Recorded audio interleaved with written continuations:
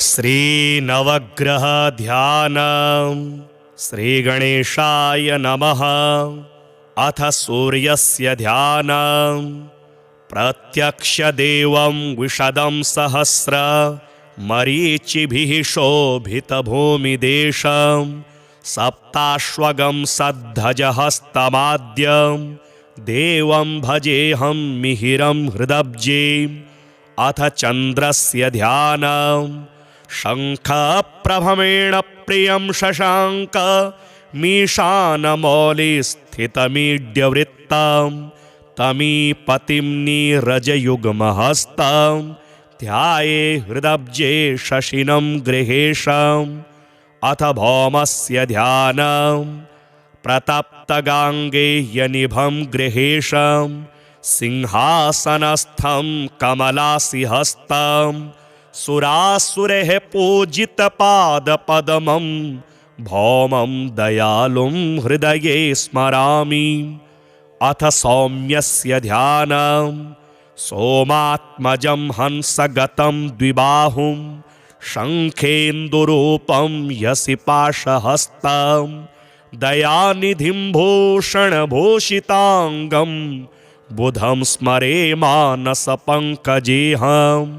अथ जीवस्य ध्यानम्। तेजोमयं शक्तित्रियशूलहस्तं सुरेन्द्रज्येष्ठैः स्तुतपादपद्मं मेधानिधिं हस्तिगतं द्विबाहुं गुरुं स्मरे मानसपङ्कजेऽहम्। अथ शुक्रस्य ध्यानम्। सन्तप्तकाञ्चननिभं द्विभुजं दयालुं पीताम्बरं धृतसरोरुहद्वन्द्वशूलं क्रौञ्चासनं यसुरसेवितपादपद्मं शुक्रं स्मरे द्विनयनं हृदि पङ्कजेऽहम्। अथ शनेर्ध्यानम्। नीलाञ्जनाभं मिहिरेष्टपुत्रं ग्रहेश्वरं पाशभुजङ्गपाणिं सुरासुराणां भयदं द्विबाहुं शनिं स्मरे मानसपङ्कजेऽहम्। अथ सैंहिकेयस्य ध्यानम्। श्वेतांशुमित्रान्तकमीड्यरूपं घोरं च वैडूर्यनिभं विबाहुं त्रैलोक्यरक्षाप्रदम् इष्टदं च राहुं ग्रहेन्द्रं हृदये स्मरामि। अथ केतोश्च ध्यानम्। लाङ्गूलयुक्तं भयदं जनानां कृष्णाम्बुभृत्सन्निभमेकवीरं कृष्णाम्बरं शक्तित्रिशूलहस्तं केतुं भजे मानसपङ्कजेऽहम्। अथ सूर्यस्य ध्यानम्। प्रत्यक्षदेवं विशदं सहस्र मरीचिभिः शोभितभूमिदेशं सप्ताश्वगं सद्धजहस्तमाद्यं देवं भजेऽहं मिहिरं हृदब्जेम्। अथ चन्द्रस्य ध्यानम्। शङ्खप्रभमेण प्रियं शशाङ्क मीशानमौलिस्थितमीड्यवृत्तं तमीपतिं नीरजयुग्महस्तं ध्याये हृदब्जे शशिनं गृहेशम्। अथ भौमस्य ध्यानम्। प्रतप्तगाङ्गेयनिभं गृहेशं सिंहासनस्थं कमलासिहस्तं सुरासुरैः पूजितपादपद्मं भौमं दयालुं हृदये स्मरामि। अथ सौम्यस्य ध्यानम्। सोमात्मजं हंसगतं द्विबाहुं शङ्खेन्दुरूपं यसिपाशहस्तं दयानिधिं भूषणभूषिताङ्गं बुधं स्मरे मानसपङ्कजेऽहम्। अथ जीवस्य ध्यानम्। तेजोमयं शक्तित्रियशूलहस्तं सुरेन्द्रज्येष्ठैः स्तुतपादपद्मं मेधानिधिं हस्तिगतं द्विबाहुं गुरुं स्मरे मानसपङ्कजेऽहम्। अथ शुक्रस्य ध्यानम्। सन्तप्तकाञ्चननिभं द्विभुजं दयालुं पीताम्बरं धृतसरोरुहद्वन्द्वशूलं क्रौञ्चासनं यसुरसेवितपादपद्मं शुक्रं स्मरेद्विनयनं हृदि पङ्कजेऽहम् अथ शनेर्ध्यानं नीलाञ्जनाभं मिहिरेष्टपुत्रं ग्रहेश्वरं पाशभुजङ्गपाणिं सुरासुराणां भयदं द्विबाहुं शनिं स्मरे मानसपङ्कजेऽहम् अथ सैंहिकेयस्य ध्यानं श्वेतांशुमित्रान्तकमीड्यरूपं घोरं च वैडूर्यनिभं विबाहुं त्रैलोक्यरक्षाप्रदम् इष्टदं च राहुं ग्रहेन्द्रं हृदये स्मरामि अथ केतोश्च ध्यानं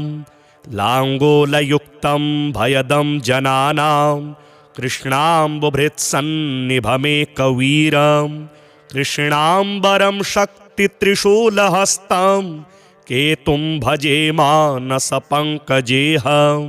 अथ सूर्यस्य ध्यानं प्रत्यक्षदेवं विशदं सहस्र मरीचिभिः शोभितभूमिदेशं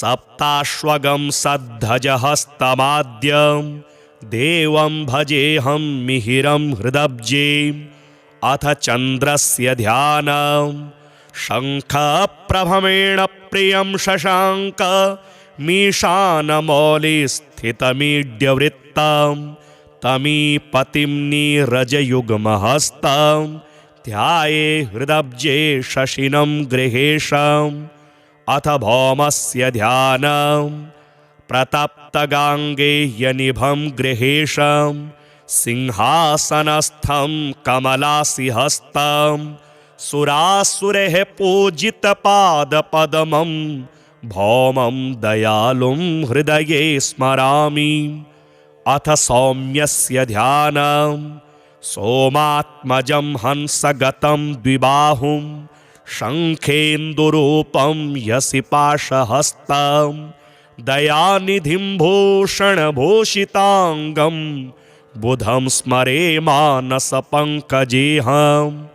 अथ जीवस्य ध्यानं तेजोमयं शक्तित्रियशूलहस्तं सुरेन्द्रज्येष्ठैः स्तुतपादपद्मं मेधानिधिं हस्तिगतं द्विबाहुं गुरुं स्मरे मानसपङ्कजेऽहम् अथ शुक्रस्य ध्यानं सन्तप्तकाञ्चननिभं द्विभुजं दयालुं पीताम्बरं धृतसरोरुहद्वन्द्वशूलं क्रौञ्चासनं यसुरसेवितपादपद्मं शुक्रं स्मरेद्विनयनं हृदि पङ्कजेऽहम् अथ शनेर्ध्यानं नीलाञ्जनाभं मिहिरेष्टपुत्रं ग्रहेश्वरं पाशभुजङ्गपाणिं सुरासुराणां भयदं द्विबाहुं शनिं स्मरे मानसपङ्कजेऽहम् अथ सैंहिकेयस्य ध्यानं श्वेतांशुमित्रान्तकमीड्यरूपं घोरं च वैडूर्यनिभं विबाहुं त्रैलोक्यरक्षाप्रदम् इष्टदं च राहुं ग्रहेन्द्रं हृदये स्मरामि अथ केतोश्च ध्यानं लाङ्गूलयुक्तं भयदं जनानां कृष्णाम्बुभृत्सन्निभमेकवीरं कृष्णाम्बरं शक्तित्रिशूलहस्तं केतुं भजे मानसपङ्कजेऽहम् अथ सूर्यस्य ध्यानं प्रत्यक्षदेवं विशदं सहस्र मरीचिभिः शोभितभूमिदेशं सप्ताश्वगं सद्धजहस्तमाद्यं देवं भजेऽहं मिहिरं हृदब्जेम् अथ चन्द्रस्य ध्यानं शङ्खप्रभमेण प्रियं शशाङ्क मीशानमौलिस्थितमीड्यवृत्तं तमीपतिं नीरजयुग्महस्तं ध्याये हृदब्जे शशिनं गृहेशम् अथ भौमस्य ध्यानं प्रतप्तगाङ्गेयनिभं गृहेशं सिंहासनस्थं कमलासिहस्तं सुरासुरैः पूजितपादपद्मं भौमं दयालुं हृदये स्मरामि। अथ सौम्यस्य ध्यानं सोमात्मजं हंसगतं द्विबाहुं शङ्खेन्दुरूपं यसिपाशहस्तं दयानिधिं भूषणभूषिताङ्गं बुधं स्मरे मानसपङ्कजेऽहम्। अथ जीवस्य ध्यानं तेजोमयं शक्तित्रियशूलहस्तं सुरेन्द्रज्येष्ठैः स्तुतपादपद्मं मेधानिधिं हस्तिगतं द्विबाहुं गुरुं स्मरे मानसपङ्कजेऽहम्। अथ शुक्रस्य ध्यानं सन्तप्तकाञ्चननिभं द्विभुजं दयालुं पीताम्बरं धृतसरोरुहद्वन्द्वशूलं क्रौञ्चासनं यसुरसेवितपादपद्मं शुक्रं स्मरे द्विनयनं हृदि पङ्कजेऽहम्। अथ शनेर्ध्यानं नीलाञ्जनाभं मिहिरेष्टपुत्रं ग्रहेश्वरं पाशभुजङ्गपाणिं सुरासुराणां भयदं द्विबाहुं शनिं स्मरे मानसपङ्कजेऽहम्। अथ सैंहिकेयस्य ध्यानं श्वेतांशुमित्रान्तकमीड्यरूपं घोरं च वैडूर्यनिभं विबाहुं त्रैलोक्यरक्षाप्रदम् इष्टदं च राहुं ग्रहेन्द्रं हृदये स्मरामि। अथ केतोश्च ध्यानं लाङ्गूलयुक्तं भयदं जनानां कृष्णाम्बुभृत्सन्निभमेकवीरं कृष्णाम्बरं शक्तित्रिशूलहस्तं केतुं भजे मानसपङ्कजेऽहम्। अथ सूर्यस्य ध्यानं प्रत्यक्षदेवं विशदं सहस्र मरीचिभिः शोभितभूमिदेशं सप्ताश्वगं सद्धजहस्तमाद्यं देवं भजेऽहं मिहिरं हृदब्जेम्।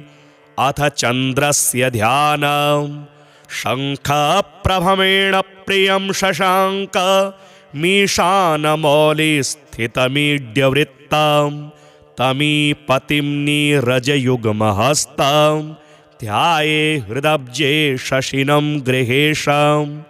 अथ भौमस्य ध्यानं प्रतप्तगाङ्गेयनिभं गृहेशं सिंहासनस्थं कमलासिहस्तं सुरासुरैः पूजितपादपद्मं भौमं दयालुं हृदये स्मरामि। अथ सौम्यस्य ध्यानं सोमात्मजं हंसगतं द्विबाहुं शङ्खेन्दुरूपं यसिपाशहस्तं दयानिधिं भूषणभूषिताङ्गं बुधं स्मरे मानसपङ्कजेऽहम्। अथ जीवस्य ध्यानं तेजोमयं शक्तित्रियशूलहस्तं सुरेन्द्रज्येष्ठैः स्तुतपादपद्मं मेधानिधिं हस्तिगतं द्विबाहुं गुरुं स्मरे मानसपङ्कजेऽहम्।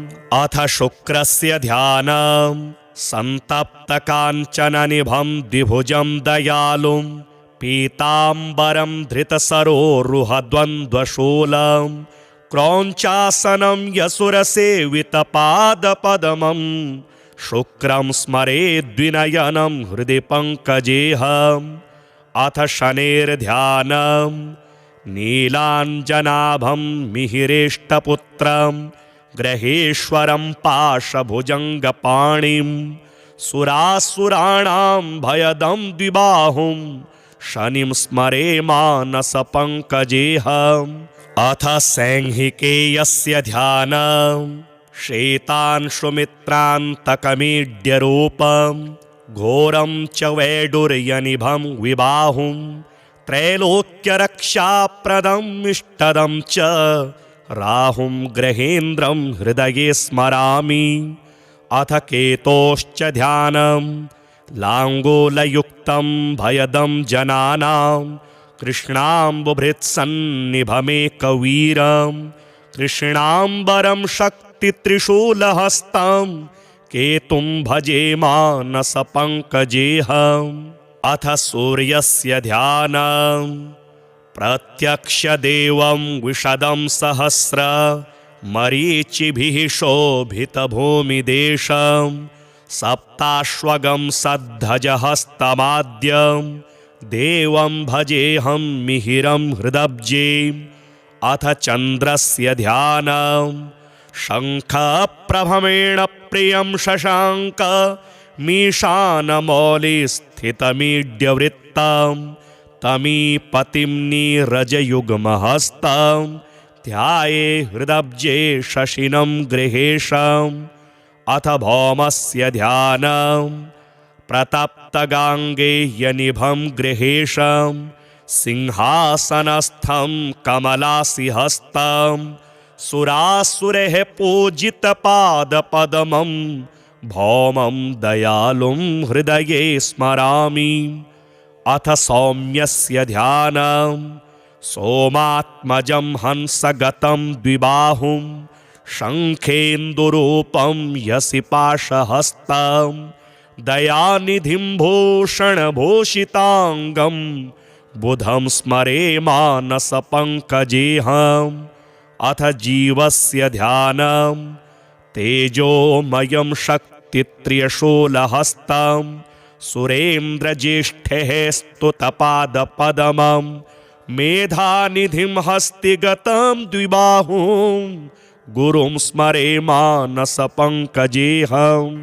अथ शुक्रस्य ध्यानं सन्तप्तकाञ्चननिभं द्विभुजं दयालुं पीताम्बरं धृतसरोरुहद्वन्द्वशूलं क्रौञ्चासनं यसुरसेवितपादपद्मं शुक्रं स्मरे द्विनयनं हृदि पङ्कजेऽहम्।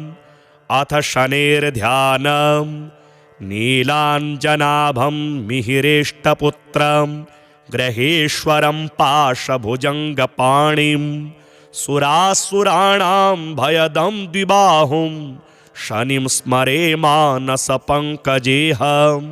अथ सैंहिकेयस्य ध्यानं श्वेतांशुमित्रान्तकमीड्यरूपं घोरं च वैडूर्यनिभं विबाहुं त्रैलोक्यरक्षाप्रदम् इष्टदं च राहुं ग्रहेन्द्रं हृदये स्मरामि। अथ केतोश्च ध्यानं लाङ्गूलयुक्तं भयदं जनानां कृष्णाम्बुभृत्सन्निभमेकवीरं कृष्णाम्बरं शक्तित्रिशूलहस्तं केतुं भजे मानसपङ्कजेऽहम्। अथ सूर्यस्य ध्यानं प्रत्यक्षदेवं विशदं सहस्र मरीचिभिः शोभितभूमिदेशं सप्ताश्वगं सद्धजहस्तमाद्यं देवं भजेऽहं मिहिरं हृदब्जेम्। अथ चन्द्रस्य ध्यानं शङ्खप्रभमेण प्रियं शशाङ्क मीशानमौलिस्थितमीड्यवृत्तं तमीपतिं नीरजयुग्महस्तं ध्याये हृदब्जे शशिनं गृहेशम्। अथ भौमस्य ध्यानं प्रतप्तगाङ्गेयनिभं गृहेशं सिंहासनस्थं कमलासिहस्तं सुरासुरैः पूजितपादपद्मं भौमं दयालुं हृदये स्मरामि। अथ सौम्यस्य ध्यानं सोमात्मजं हंसगतं द्विबाहुं शङ्खेन्दुरूपं यसिपाशहस्तं दयानिधिं भूषणभूषिताङ्गं बुधं स्मरे मानसपङ्कजेऽहम्। अथ जीवस्य ध्यानं तेजोमयं शक्तित्रियशूलहस्तं सुरेन्द्रज्येष्ठैः स्तुतपादपद्मं मेधानिधिं हस्तिगतं द्विबाहुं गुरुं स्मरे मानसपङ्कजेऽहम्। अथ शुक्रस्य ध्यानं सन्तप्तकाञ्चननिभं द्विभुजं दयालुं पीताम्बरं धृतसरोरुहद्वन्द्वशूलं क्रौञ्चासनं यसुरसेवितपादपद्मं शुक्रं स्मरेद्विनयनं हृदि पङ्कजेऽहम्।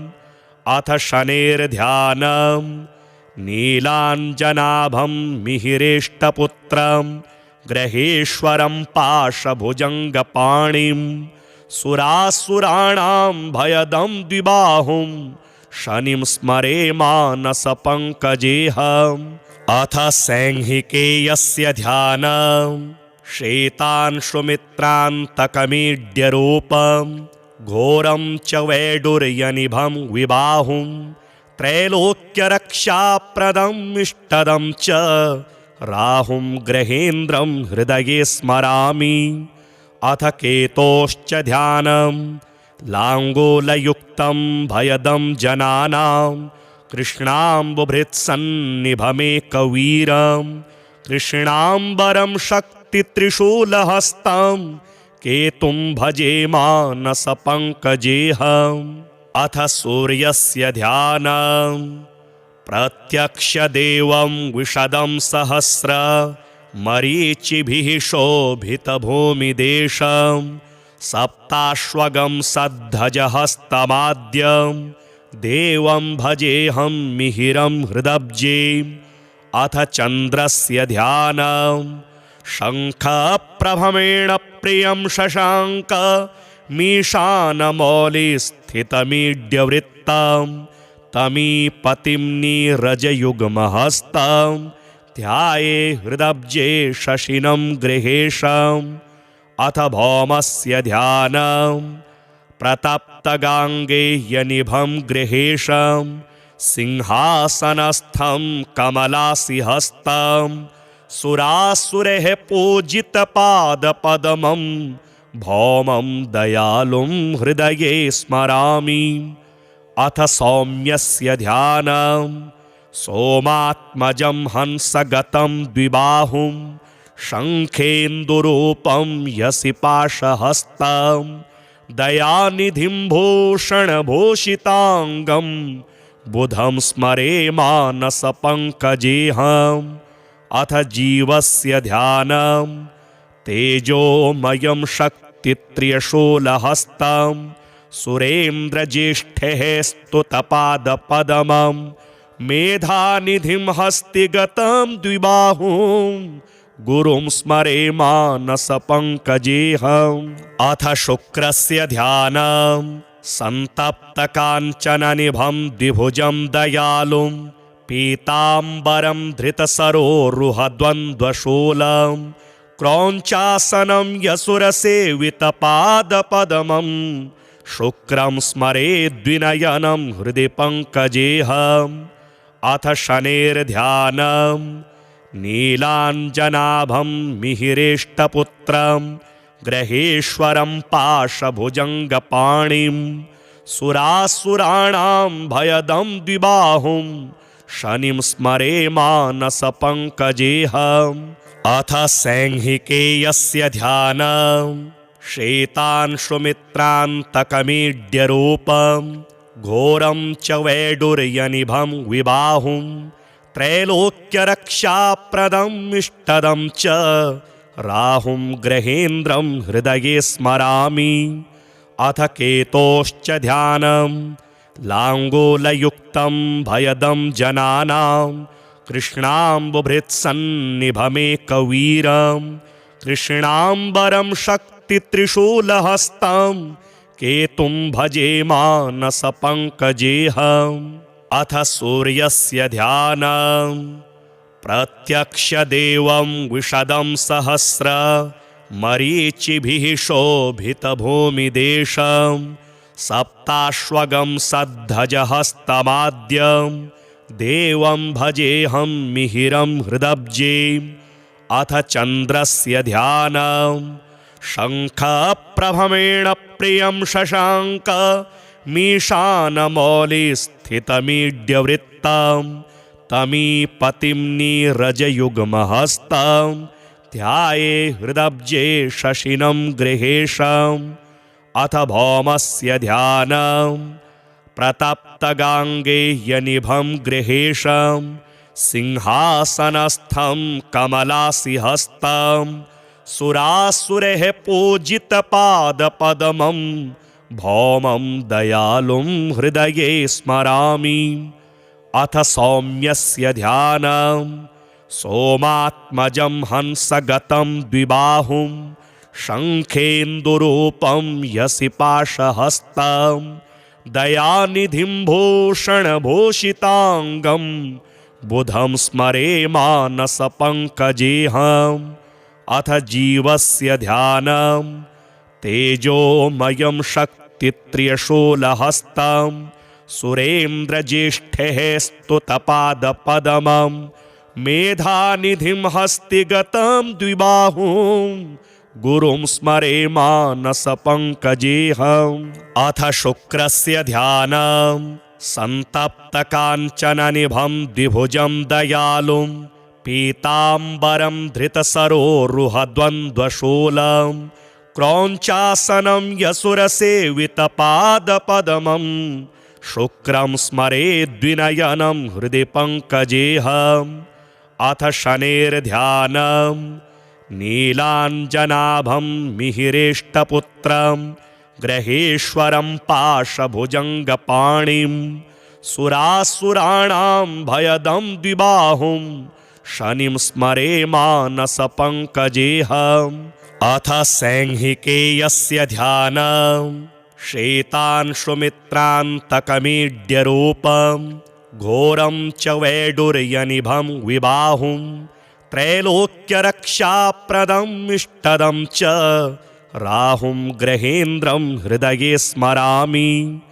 अथ केतोश्च ध्यानं लाङ्गूलयुक्तं भयदं जनानां कृष्णाम्बुभृत्सन्निभमेकवीरं कृष्णाम्बरं शक्तित्रिशूलहस्तं केतुं भजे मानसपङ्कजेऽहम्।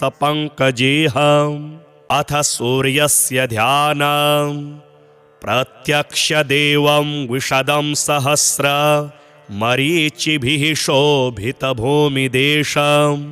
सप्ताश्वगं सद्धजहस्तमाद्यं देवं भजेऽहं मिहिरं हृदब्जे।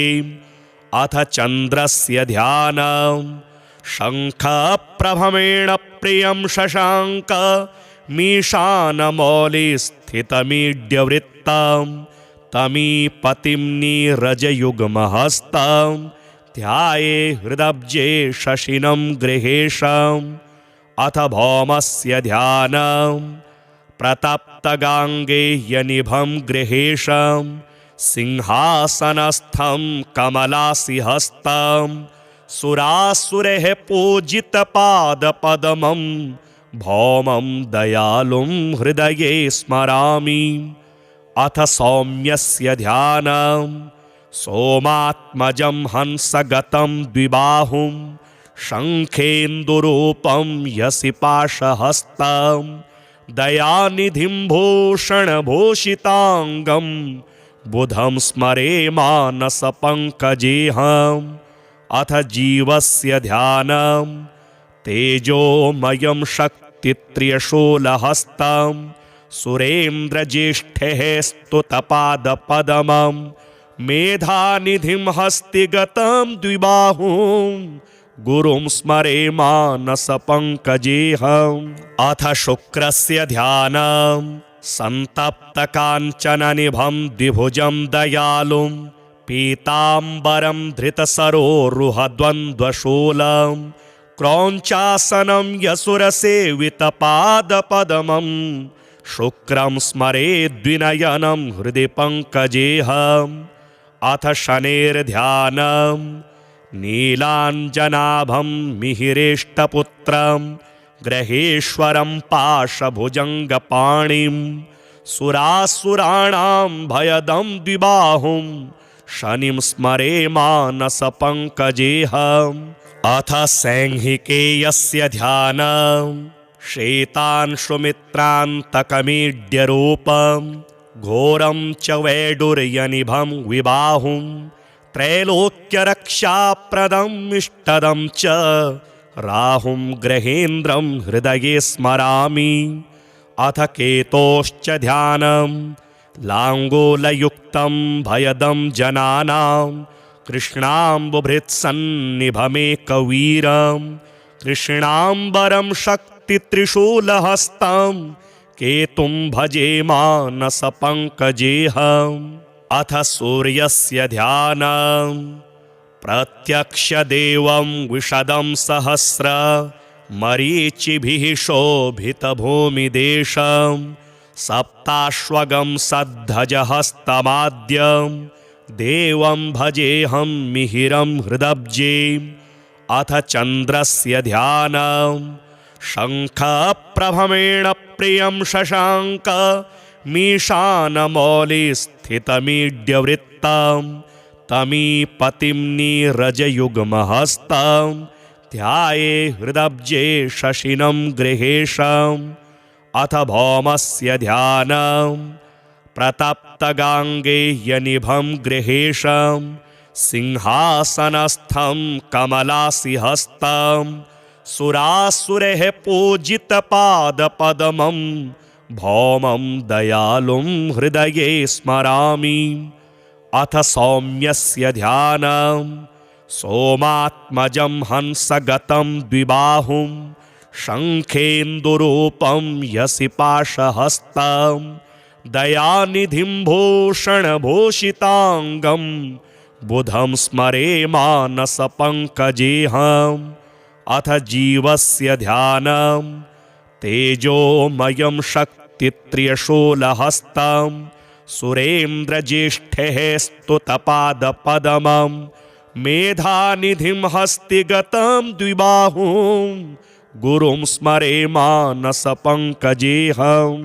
अथ शुक्रस्य ध्यानं सन्तप्तकाञ्चननिभं द्विभुजं दयालुं पीताम्बरं धृतसरोरुहद्वन्द्वशूलं क्रौञ्चासनं यसुरसेवितपादपद्मं शुक्रं स्मरे द्विनयनं हृदि पङ्कजेऽहम्।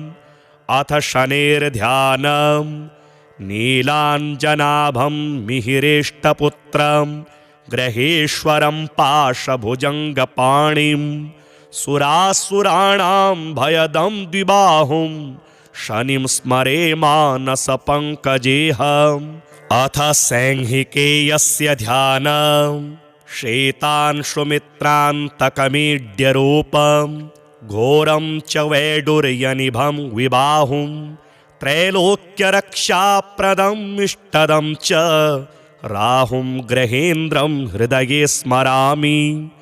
अथ केतोश्च ध्यानं लाङ्गूलयुक्तं भयदं जनानां कृष्णाम्बुभृत्सन्निभमेकवीरं कृष्णाम्बरं शक्तित्रिशूलहस्तं केतुं भजे मानसपङ्कजेऽहम्।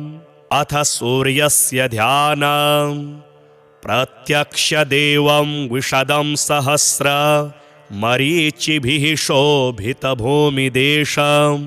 सप्ताश्वगं सद्धजहस्तमाद्यं देवं भजेऽहं मिहिरं हृदब्जेम्। अथ चन्द्रस्य ध्यानं शङ्खप्रभमेण प्रियं शशाङ्क मीशानमौलिस्थितमीड्यवृत्तं तमीपतिं नीरजयुग्महस्तं ध्याये हृदब्जे शशिनं गृहेशम्।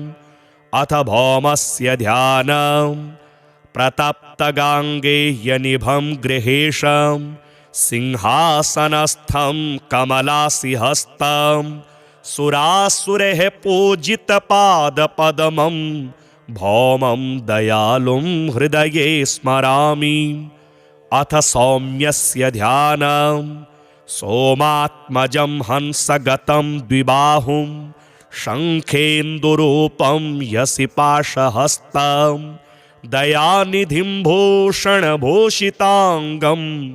बुधं स्मरे मानसपङ्कजेऽहम् अथ जीवस्य ध्यानं तेजोमयं शक्तित्रियशूलहस्तं सुरेन्द्रज्येष्ठेः स्तुतपादपद्मं मेधानिधिं हस्तिगतं द्विबाहुं गुरुं स्मरे मानसपङ्कजेऽहम् अथ शुक्रस्य ध्यानं सन्तप्तकाञ्चननिभं द्विभुजं दयालुं पीताम्बरं धृतसरोरुहद्वन्द्वशूलं क्रौञ्चासनं यसुरसेवितपादपद्मं शुक्रं स्मरे द्विनयनं हृदि पङ्कजेऽहम् अथ शनेर्ध्यानं नीलाञ्जनाभं मिहिरेष्टपुत्रं ग्रहेश्वरं पाशभुजङ्गपाणिं सुरासुराणां भयदं द्विबाहुं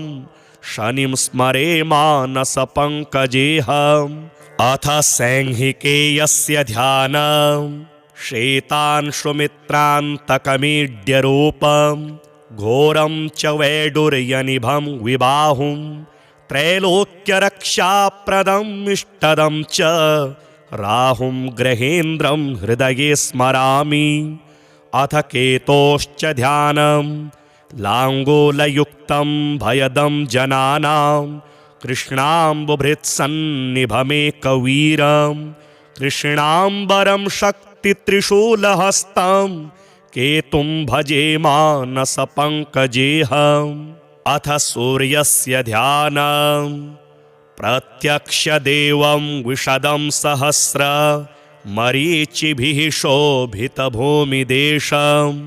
सप्ताश्वगं सद्धजहस्तमाद्यं देवं भजेऽहं मिहिरं हृदब्जेम् अथ चन्द्रस्य ध्यानं शङ्खप्रभमेण प्रियं शशाङ्क मीशानमौलिस्थितमीड्यवृत्तं तमीपतिं नीरजयुग्महस्तं ध्याये हृदब्जे शशिनं गृहेशम् अथ भौमस्य ध्यानं प्रतप्तगाङ्गेयनिभं गृहेशं सिंहासनस्थं कमलासिहस्तं सुरासुरैः पूजितपादपद्मं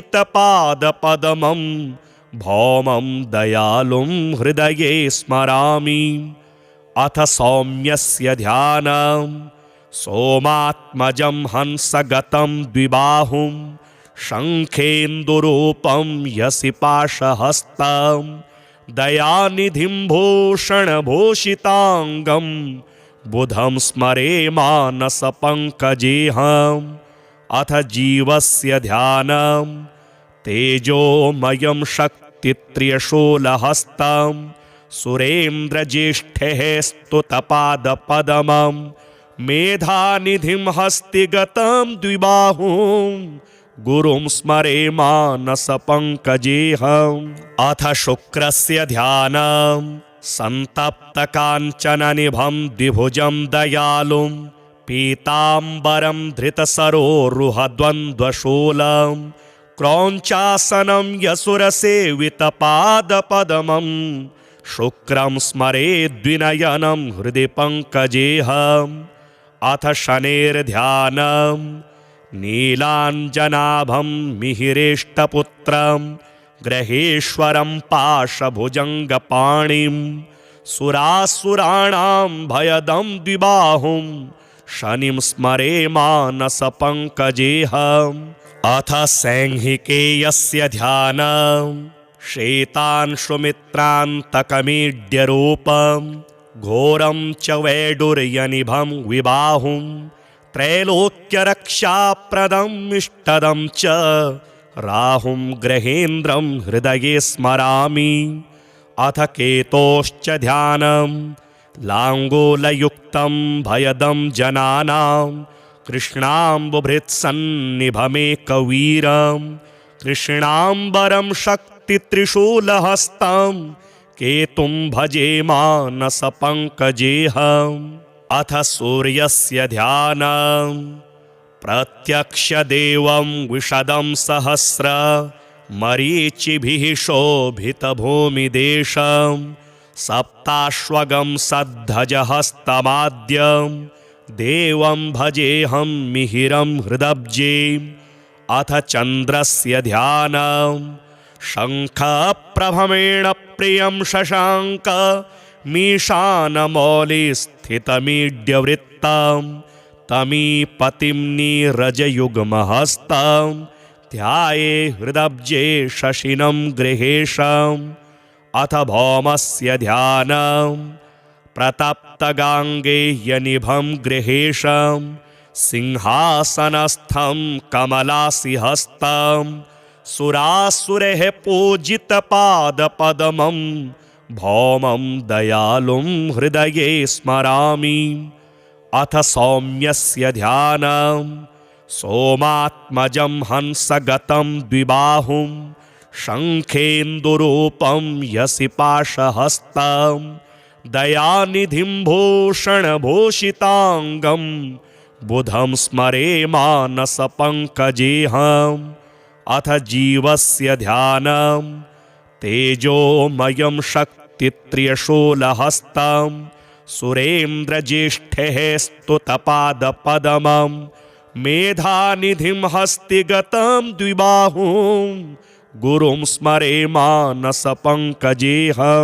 अथ शुक्रस्य ध्यानं सन्तप्तकाञ्चननिभं द्विभुजं दयालुं पीताम्बरं धृतसरोरुहद्वन्द्वशूलं क्रौञ्चासनं यसुरसेवितपादपद्मं शुक्रं स्मरे द्विनयनं हृदि पङ्कजेऽहम् अथ शनेर्ध्यानं नीलाञ्जनाभं मिहिरेष्टपुत्रं ग्रहेश्वरं पाशभुजङ्गपाणिं सुरासुराणां भयदं द्विबाहुं शनिं स्मरे मानसपङ्कजेऽहम् अथ सैंहिकेयस्य ध्यानं श्वेतांशुमित्रान्तकमीड्यरूपं घोरं च वैडूर्यनिभं विबाहुं त्रैलोक्यरक्षाप्रदम् इष्टदं च राहुं ग्रहेन्द्रं हृदये स्मरामि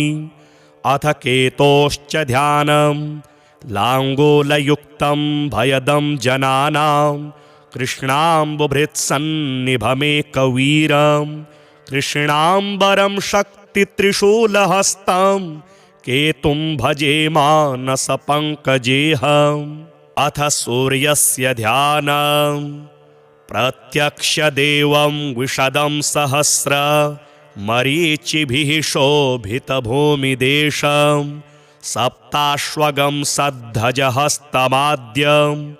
देवं भजेऽहं मिहिरं हृदब्जेम् अथ चन्द्रस्य ध्यानं शङ्खप्रभमेण प्रियं शशाङ्क मीशानमौलिस्थितमीड्यवृत्तं तमीपतिं नीरजयुग्महस्तं ध्याये हृदब्जे शशिनं गृहेशम् अथ भौमस्य ध्यानं प्रतप्तगाङ्गेयनिभं गृहेशं सिंहासनस्थं कमलासिहस्तं सुरासुरैः पूजितपादपद्मं भौमं दयालुं हृदये स्मरामि अथ सौम्यस्य ध्यानं सोमात्मजं हंसगतं द्विबाहुं शङ्खेन्दुरूपं यसिपाशहस्तं दयानिधिं भूषणभूषिताङ्गं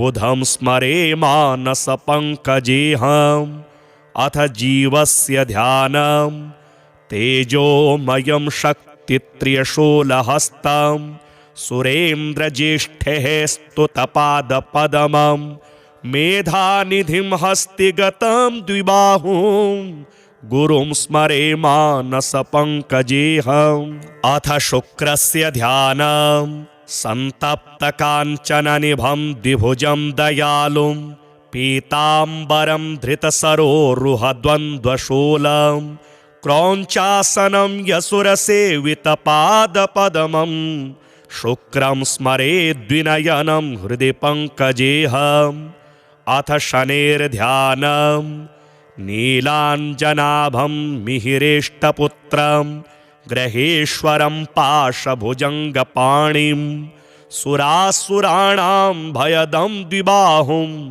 शनिं स्मरे मानसपङ्कजेऽहम् अथ सैंहिकेयस्य ध्यानं श्वेतांशुमित्रान्तकमीड्यरूपं घोरं च वैडूर्यनिभं विबाहुं त्रैलोक्यरक्षाप्रदम् इष्टदं च राहुं ग्रहेन्द्रं हृदये स्मरामि अथ केतोश्च ध्यानं लाङ्गूलयुक्तं भयदं जनानां कृष्णाम्बुभृत्सन्निभमेकवीरं कृष्णाम्बरं शक्तित्रिशूलहस्तं केतुं भजे मानसपङ्कजेऽहम्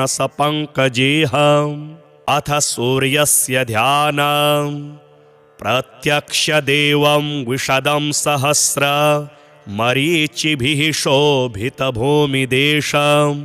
सप्ताश्वगं सद्धजहस्तमाद्यं देवं भजेऽहं मिहिरं हृदब्जे अथ चन्द्रस्य ध्यानं शङ्खप्रभमेण प्रियं शशाङ्क मीशानमौलिस्थितमीड्यवृत्तं तमीपतिं नीरजयुग्महस्तं ध्याये हृदब्जे शशिनं गृहेशम् अथ भौमस्य ध्यानं प्रतप्तगाङ्गेयनिभं गृहेशं सिंहासनस्थं कमलासिहस्तं सुरासुरैः पूजितपादपद्मं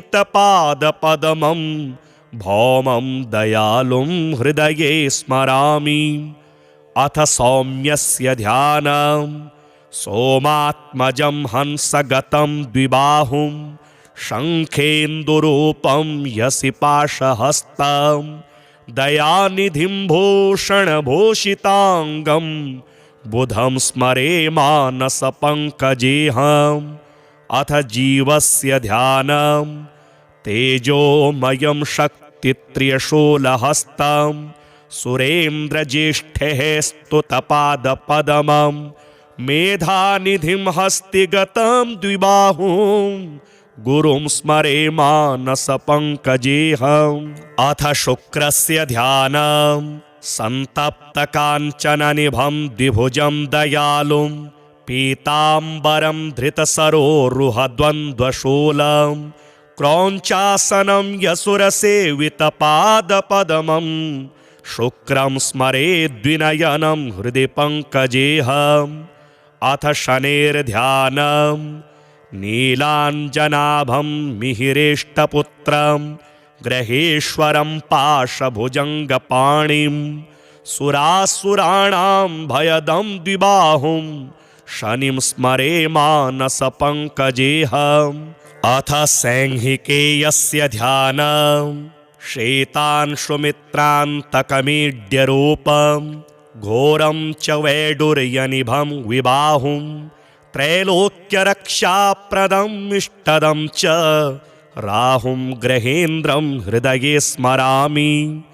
अथ केतोश्च ध्यानं लाङ्गूलयुक्तं भयदं जनानां कृष्णाम्बुभृत्सन्निभमेकवीरं कृष्णाम्बरं शक्तित्रिशूलहस्तं केतुं भजे मानसपङ्कजेऽहम्